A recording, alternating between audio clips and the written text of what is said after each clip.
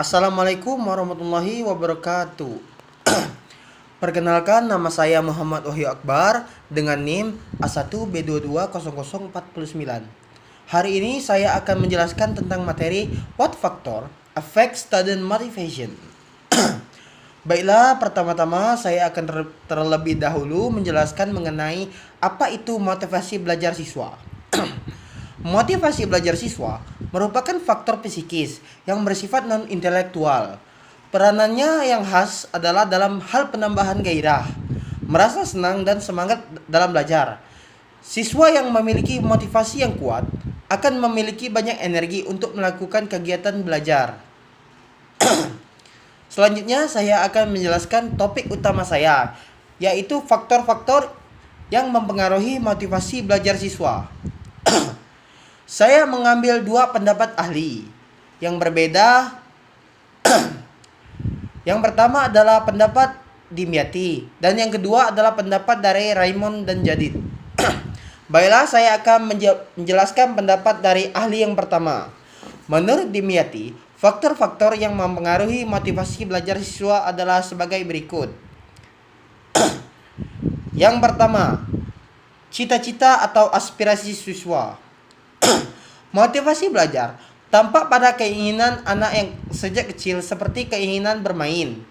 Keberhasilan mencapai keinginan tersebut menumbuhkan keinginan bergiat, bahkan di kemudian hari menimbulkan cita-cita dalam kehidupan. Timbulnya cita-cita dibarengi oleh perkembangan akal, moral, kemauan, bahasa, dan nilai-nilai kehidupan. Yang kedua adalah kemauan siswa. Keinginan seseorang anak perlu dibarengi dengan kemampuan untuk mencapainya, karena kemauan akan memperkuat motivasi anak untuk melaksanakan tugas-tugas perkembangannya. Yang ketiga, kondisi siswa. Kondisi siswa yang meliputi kondisi jasmani dan rohani mempengaruhi motivasi belajar. Seorang yang sakit, lapar, atau marah-marah akan mengganggu perhatian belajarnya. Sebaliknya, seorang siswa yang sehat, kenyang, dan gembira akan memusatkan perhatian pada pelajaran dan akan termotivasi lebih untuk belajar. Yang keempat adalah kondisi lingkungan siswa. Lingkungan siswa dapat keadaan alam, lingkungan tempat tinggal, pergaulan sebaya, dan kehidupan masyarakat.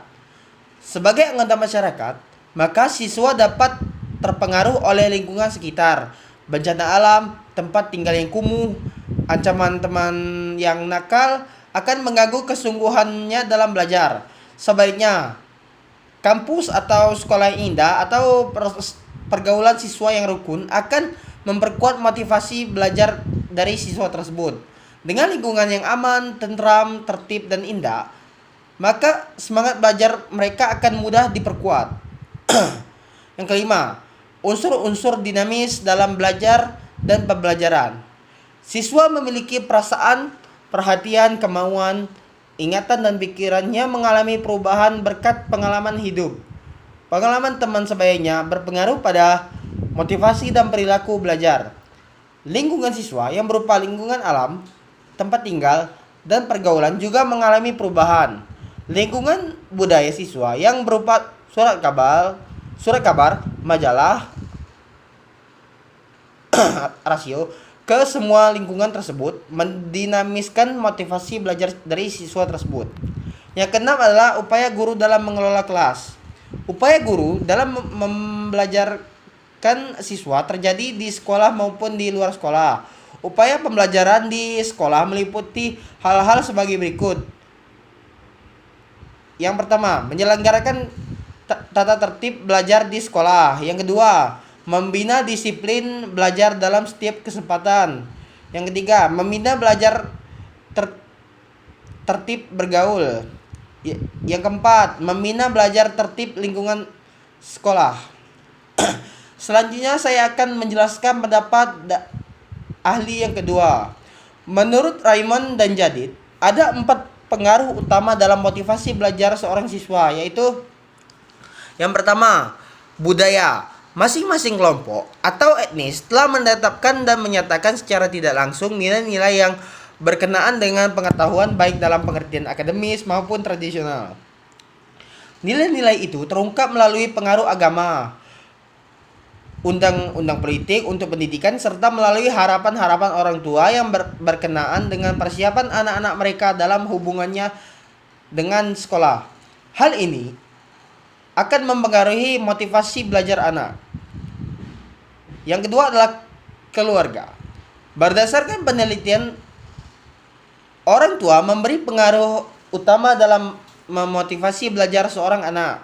Pengaruh mereka terhadap perkembangan motivasi belajar anak memberi pengaruh yang sangat kuat dalam setiap perkembangannya dan akan terus berlanjut sampai habis masa SMA dan sesudahnya.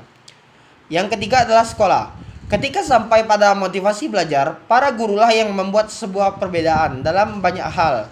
Mereka tidak sekuat seperti orang tua, tetapi mereka bisa membuat kehidupan sekolah menjadi menyenangkan atau menarik. Kita bisa mengingat seorang guru yang memenuhi ruang kelas dengan kegembiraan dan harapan serta membukakan pintu-pintu kita untuk menemukan pengetahuan yang mengagumkan. Yang keempat, diri anak itu sendiri.